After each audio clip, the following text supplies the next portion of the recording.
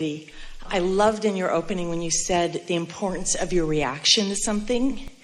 I think I'm a little more like Esther in Breakfast, but I would like to be a little more like the woman with the paint and metal story that you tell. And tell it. Okay. Someone with a very large RV was out in a park, and you were only supposed to make a turn if you were shorter than 40 feet. Scraped the big bus on a gate, took the gate out and messed up their beautiful new bus. And Esther wanted to die for her. It just looked so tragic. And when she came out of the bus, Esther said, "I'm so sorry that this happened to you." And she said, "It's just paint and metal." Oh, I want to be that person. And I'm wondering how I can get there, because when this weekend had involved going to Sacramento and then coming here, and when it's 30 minutes before I'm leaving for the airport and you get the text that your flight's been canceled and you're trying to go through the scenarios, I would say one good thing that happened is, as I'm finding out there's no flights, the train doesn't get you there, and I'm remembering the dashboard card that Esther sent all of us that says, "Things are always working out for me." And that's that general statement that will soothe you. And until you are soothed, the immediate progress on the immediate subject can't begin to be seen by you. But if you realize that things are always working out for you, in fact, things have already been working out for you, it's just a matter of how are you going to respond to the current condition. And are you going to stay on the wave of them working out, or are you going to take a detour and not allow things to continue to work out for you? We're glad that you heard that, because that was very precise. Because if you are responding to the condition, then you're taking constant detours. But if you believe that things are always working out for you, then you can allow the universe to surprise and delight you in remarkable ways that in time will give you such a sense of being seen, being understood, being cared for, being worthy, that then and only then can you go out in the world trusting that things are all right. If you have to plan every step you take before you can trust, if you have to have all your documents right in place and everything all lined up, and then something happens because law of attraction has brought some cooperative components together for you and for others, and so it's not according to your plan, and then you freak out because things have changed according to your plan, just know there's a bigger plan. There's a bigger, longer plan. But it takes some practice. It takes some practice. So even if it starts with you kind of having a not great reaction, as long as we catch it in time, we can shift it? Well, it's not even a matter of catching it in time. That's not really the attitude that we want to evoke from you, because that sounds like you have to be vigilant. That's like more of that preparation stuff. Sometimes Esther would watch situations like that where something would affect a whole lot of people, maybe all the people in the airport or all the people on this flight anyway. And she often looked around and saw most of them calmer than she felt. And then she would justify it by saying, "I got places to go, people to see, and things to do. I have a tight schedule." It's the reason that they all fly in the day before. Nobody's going to take a chance on a flight that doesn't get them here in time to meet up with all of you. And so they have some long-range planning that puts them at ease.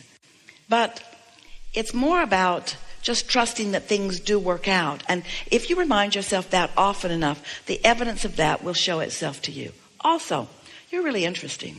We love you so much. You know what's coming next. But you are inconsistent in your approach to life. You plan everything, and then you want a day where you just don't have any plans because you want to feel free. I said, you can't have it both ways. Do you feel free, or do you need to plan every single thing? Just know that you get what you feel. And so when something happens that touches that sore spot, that helps you to know how you feel, then it is helpful to remind yourselves with as many examples as you can of how things always work out. No big deal. Someone a few years ago started a sentiment, and you all picked it up for a while. Don't sweat the small stuff, and it's all small stuff. And when you put it into that perspective, then you begin to realize that you do create your own reality, but that you create it from the essence of how you feel. So if we can just keep in mind that it's working out and not to sweat it. That it's like putting it into perspective. It's like stepping back far enough that you've got it in perspective. When you acknowledge how much is working out, then this little blip in relationship doesn't seem so significant, and it isn't. But if you let each or a lot of those bumps along the way attract your undivided attention so that you activate it and make a bigger deal of it than you need to, then it's a stronger player in your vibration, and that's the way you throw more resistance on your trail. So when we say to you that your inner being knows where you stand on everything in relationship to everything that you want, knows where you are in relationship to everything you want, and is calling you through your own resistance to it. Understanding that there's resistance and not worrying about the resistance, knowing that you can be called around and over and under and through the resistance. So let's say that something like this happens. Your plane is delayed or canceled.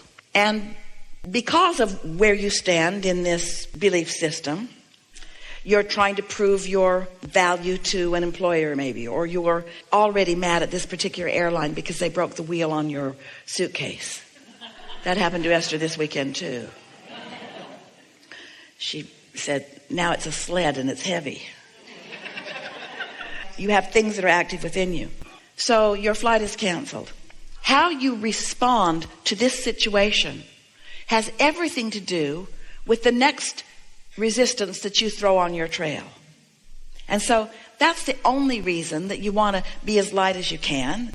Well, not the only reason. The biggest reason is because it feels better to stay in alignment with the whole idea of well-being. But if you focus on what went wrong, and you talk about it, and you rail against it, and you make a thing about it, and you keep it active in your vibration, now you just dot your trail with more resistance. And the more you dot your trail with resistance, even though your inner being doesn't care, and your inner being doesn't mind that you have resistance, and your inner being is perfectly capable of guiding you through the resistance, the more resistance that's on your trail, and, oh, hear this, the more recently active that resistance is, then the more it's going to throw up a smoke screen, which makes you unclear about the call of your inner being.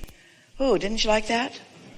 Your inner being's still calling you, but the more active and recently active your resistance is on any subject, then the less likely you are to hear the call of your inner being. And so you're going to stub your toe here and stub your toe here. And if you're that responding to conditions person that we were describing before, every time you stub your toe, you spew more resistance on the trails. And then you say, I can't win for losing. Then you say things like 2 steps forward, 3 steps backwards. You start assessing the situation and compounding your own resistance.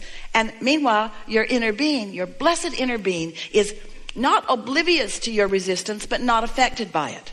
So your inner being continues to call you to the degree that you have shown your inner being that you want to be called. You've been asking and asking and asking and asking and asking. This is a strong, strong, strong, strong desire. And your inner being doesn't say, strong desire, but a lot of resistance. We'll give him a break and we won't call him in a strong way. Your inner being calls you in proportion to the power of your desire, and the resistance that you've got on your trail then beats you up. Ooh, don't you like knowing this?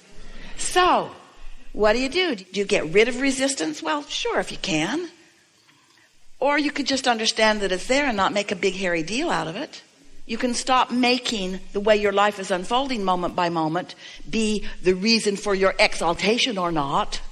You can stop trying so hard to be perfect and just be a delicious, deliberate creator who has to know some of what you don't want in order to know what you do want, and who sort of takes it all in that happy way that you meant to take it, just gathering up and enjoying, and most of all, being surprised and delighted by your life. You can't have it both ways. You can't say, I need to know every single thing that's going to happen, exactly when it's going to happen. I don't want any surprises. I need to know. And I will get an entourage that's big enough that I will keep everything in my life in perfect balance all the time, and nothing will ever go wrong in my life. You can't say that. And sometimes you do. And also say, oh, universe, surprise and delight me. You want to be loose so that you're ready for the magic that the universe has lined up for you. And there's a lot of it, you see. And some of the best magic comes in those unpredicted ways when you get on a different airplane. Because in your vortex were things that airplane ride was not going to accommodate. And this one will. So you say, oh, something went so wrong. Not realizing that she is on the new airplane, not the old one. Okay? Excellent. Thank you so much. Good.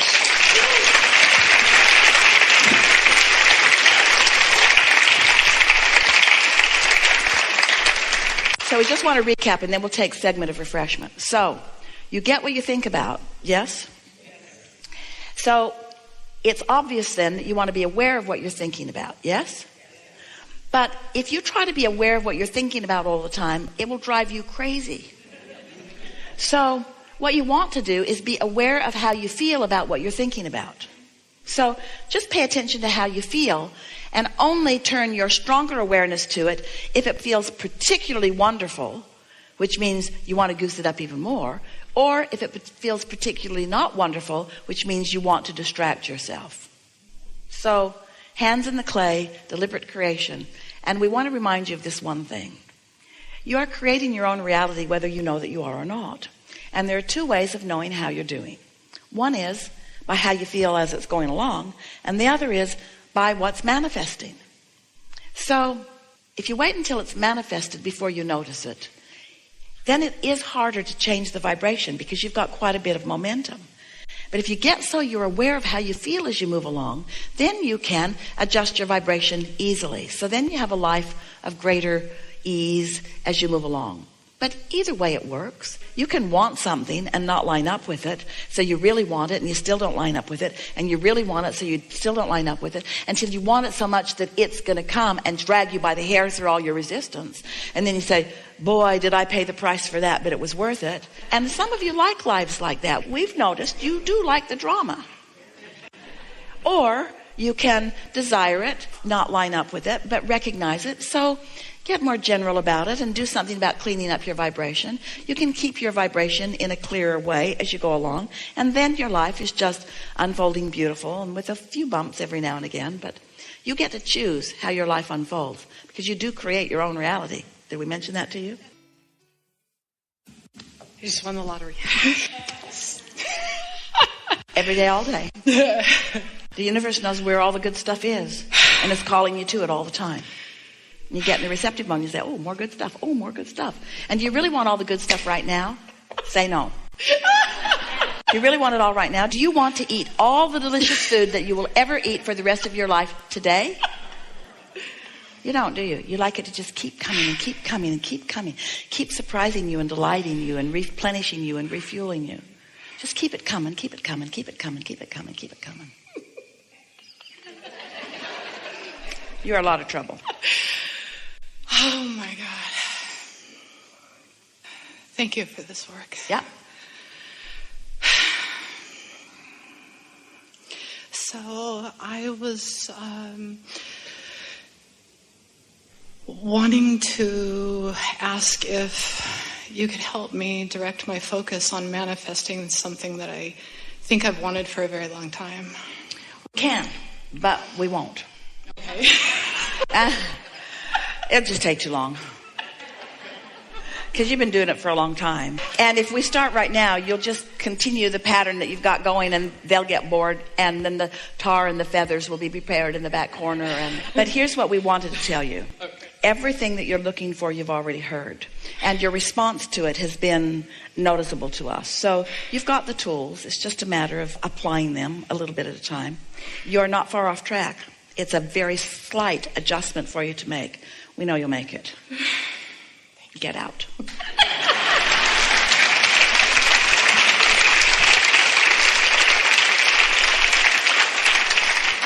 Now, can you tell that she's at this moment not sweating the small stuff? And could you feel from her vibration that she's in that good place, that receiving mode place? So don't you expect her to get immediate movement on whatever it is? For sure. For sure.